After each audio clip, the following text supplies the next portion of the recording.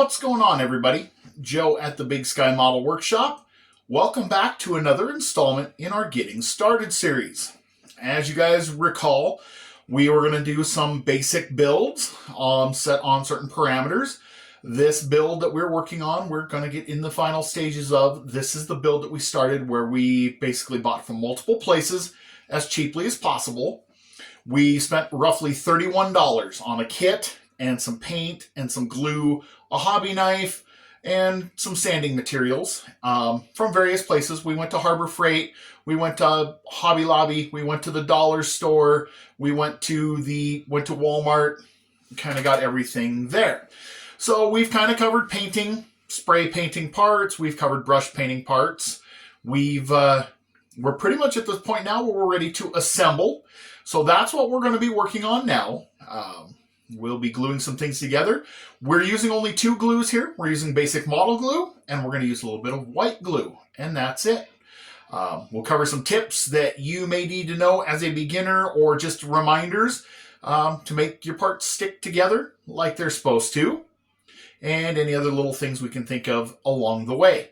So just a recap, we are using a kit we purchased from Hobby Lobby that we paid just under $14 for. It is molded in color, so to save ourselves money, we did not paint the body. There's a little bit of detail painting that got picked out on it, and that's it. This is being built by my 9-year-old son, so this is his first glue model build. So no, it's not going to be perfect. This is to get his feet wet. Hopefully he loves what's going on, which he does, and we'll make him want to do more. And as we do more, we will add more to our skills. We'll add more to our tools and our supplies. We started with the basic water-based, it's an acrylic paint set that Hobby Lobby used. If you check back in my other videos, and they are in a playlist, we tried some other paints. Knowing what we know now, we probably would have just got craft paint. The craft paint does cover much better than the Hobby Lobby paint set. I would not recommend it unless you don't mind taking 4 coats to cover things. Or you could even do, if you check out my naked build, you could even use Sharpie in some of these instances and get the same result. We've got a knife from Harbor Freight, which has done its job phenomenally. We've got a nail file from the dollar store, which works good for cleaning up flash. We bought a bottle of glue from Hobby Lobby. We were going to start with super glue. We were not having the best of luck. A 9-year-old probably shouldn't be super gluing parts together. Honestly, model glue is much more forgiving, and it does a little better job when you're dealing with seams like engine halves or interior parts, things like that. Otherwise, everything is currently, like I said, he painted as far as he was wanting to paint. We did use 1 can of spray paint, and we used that spray paint to cover the chassis pan, the interior, things like that, just basically for expedience. Who wants to really brush paint an entire chassis pan or brush paint an interior pan? In that instance, we used a can of Shortcuts Krylon spray paint for $3.99. That got a lot of things covered in a short period of time. Definitely an option. I know there's controversy abound when it comes to model paints. Spray paints in particular, you will hear all kinds of things if you use that R word or whatever. I can tell you that for the money, the Krylon Shortcuts at $3.99 a can is probably a really good deal. It is designed for hobby applications and has worked just fine in our instance here.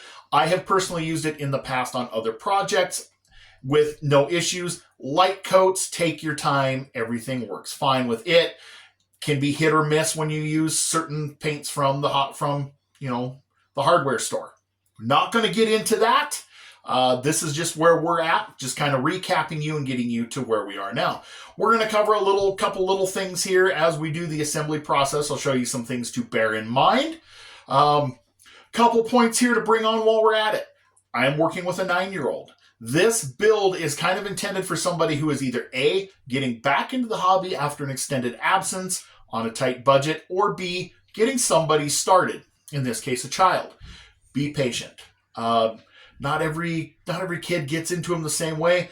My 9-year-old is loving this, but he's a busy kid. He loves all kinds of things. He has a lot of interests. So where somebody like you or me might sit down and hammer on a model for 12, 13 hours at a time, maybe spend a whole weekend building something like the USAC build I have to my left here, it's a couple hours here, a couple hours there. So be patient. Don't get discouraged. Don't let them get discouraged. Remember, this is their first build. We want them to have fun and come back and do more. Or if you're just getting back into the hobby after an extended absence, we want you to remember how much fun this was. Like when you were a kid or when you stopped building.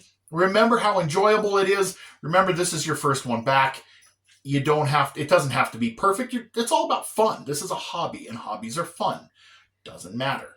So enjoy yourself. Hopefully this whets your appetite for more. So I'm going to pause this. I'm going to get things set up over here in the other room. I have a desk set up just to the opposite side of the hobby room because he wanted to be right near me as he was doing his building.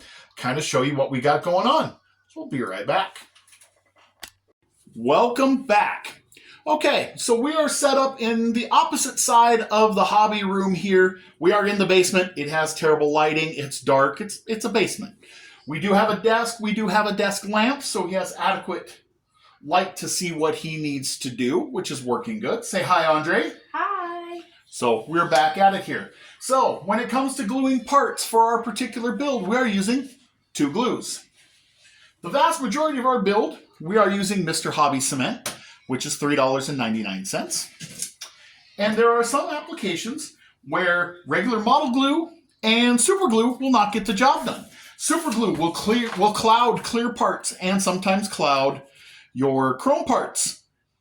So choose wisely. Model glue works great, however, does not work well on painted parts, does not work at all on plated parts, but I will show you what to do. So in the instances where we can't do that, we have got good old-fashioned white glue. 64 cents at Walmart. You can usually get it under $1 virtually anywhere you live. Somewhere has got some for under $1. If you have kids, you already probably have this in your house, but we're going to count it towards the budget anyway. Where this works incredibly well is for gluing things like your glass, because it will dry clear. It will hold a decent bond. If you get a little bit of excess on the glass, it will clean up with a little bit of warm water on a Q-tip. No harm, no foul. Side tip, in future builds, if you like to mock things up, say you're building a custom, say you're building 3D parts, and we'll get to that way later on, white glue works fantastic for mocking things up, because when you're ready to break it down for paint, a little bit of warm water, it will come loose and you can wash it off. So Andre, that's the wrong side, bro. Let's do your windows.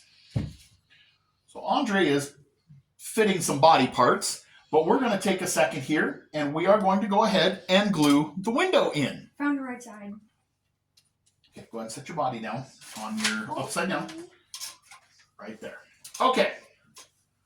A little goes a long way. You can do this out of the bottle. I always recommend squeezing a little onto an index card or a piece of cardboard or something and using a toothpick to apply it. That way you don't get a bunch of glue all over the place. Also, to make life easy on yourself, test fit. This one has some holes in the window, as you can see, that will join into some pegs. We already know that. By pre-fitting, you know where the glue needs to go. So we know that among these little rails on top of this glass right here, we can apply a little clear glue and pop that into place, and it will be just fine.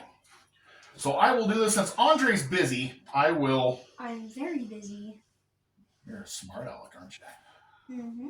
Very much so. So we're just going to put 4 little daubs of white glue on the window. We are going to set that into place. Oh, I got an axle. We're going to set it down.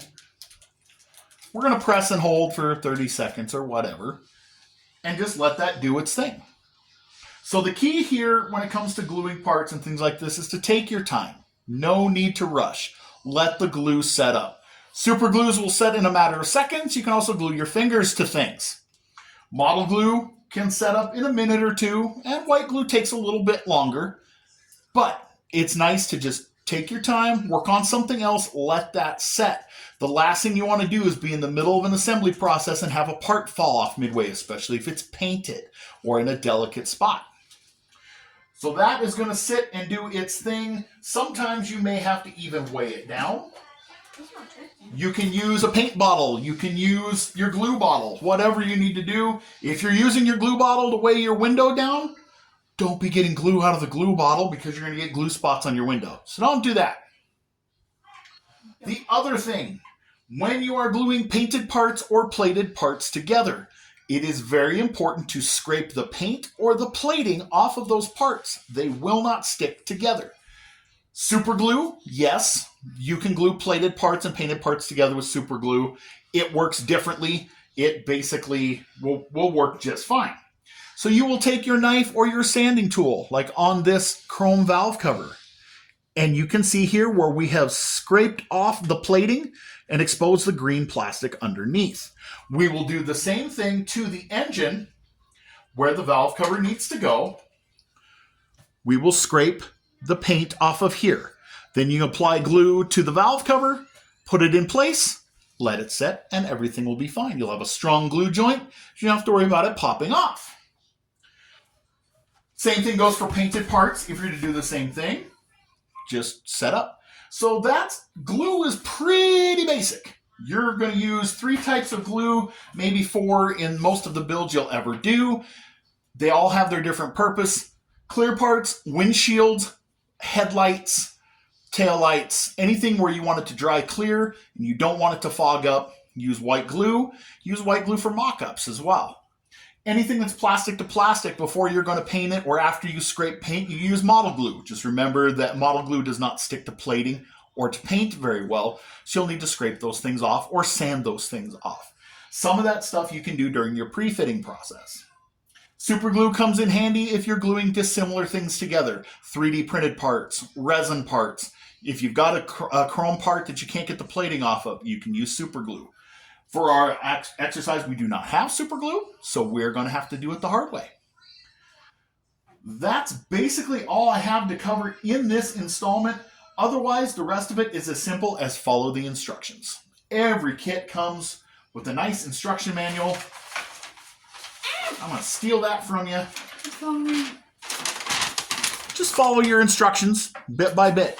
Some of this stuff you've already pre-fitted and glued together before you painted. Some of it now you'll have to come back and start assembling. That's where we're at. Andre is going to get parts cut from their trees, get paint touched up, get things fitted together. And the next time you see this build, we will do a final on it. So thank you guys for watching. Hope you guys are learning a thing or two here, getting some tips, some tricks, some things to be reminded of, or just things that you may not have known if you're just getting started. Sure appreciate you guys watching the series. As always, thank you to Ed at ELH Scale Model Garage for the idea. This has been fantastic. I've seen a few more popping up out there, and that's great. The more of these videos we do, the more people will see them, and the more likely somebody will see one, learn a few things, and be able to jump in, either rekindle the hobby or start the hobby for the first time. And you never know, they might just be the next creator you see on here. So definitely, if you guys have some ideas that you'd like to try, please post up a video. Absolutely post it up. That would be awesome. Like I said, there are a million different ways to do this.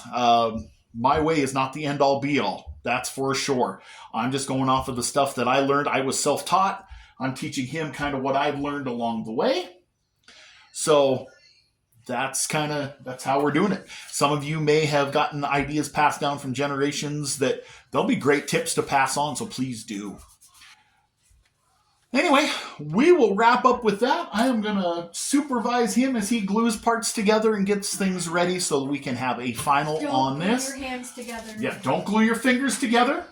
Watch your fingers when you're working with a knife. Remember, a knife is not a toy. I got cut. Yep, he already learned the hard way. So if you've got a youngster working with things like super glue or a hobby knife, definitely do some supervision. Please keep an eye on them. Their safety is super important, as are their digits. Let them cut them off when they're an adult, like the rest of us. Thank you all for watching. Hope you guys picked up something from this series. Like I said, we will continue on with a final. And then later on, sometime this year, hopefully this spring, we will do the next build in the series. That build will be when we do everything on a $50 budget, which means we are going to paint a body and we're going to up our detailing and tool game just a little bit more. Thank you guys for watching. God bless you, and we'll catch you on the next one.